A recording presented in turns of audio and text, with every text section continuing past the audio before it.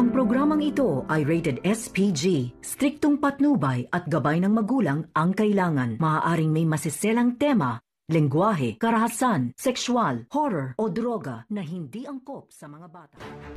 Magandang araw mga kaibigan, narito ang hindi nyo dapat papalampasin sa ating paboritong palabas sa APJ Batang Quiapo. Tulala pa rin itong si Marites pagkatapos malaman niya ang katotohanan na si Tanggol nga ang nakabaril kay Rigor. At gulong-gulo sa isip ni Marites kung dapat ba niyang sasabihin kay Rigor ang totoo o itatago na lang niya ito.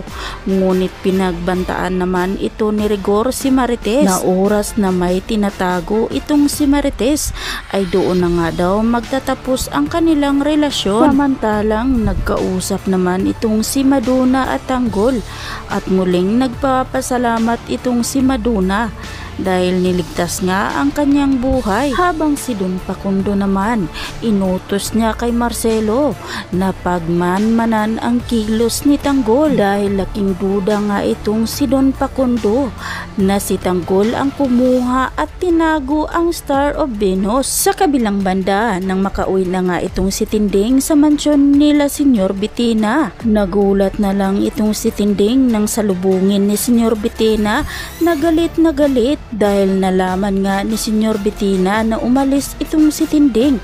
Kahit anong paliwanag ni Tinding, hindi na nakikinig itong si Senyor Bitina at pinapalayas na nga ngayon ni Senyor Bitina itong si Tinding. At saan naman kaya pupunta itong si Tinding ngayon?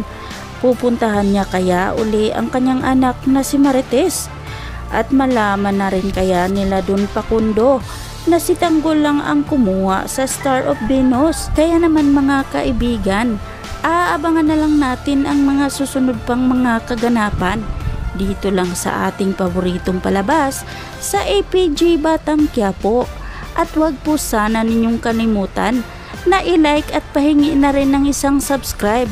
Maraming salamat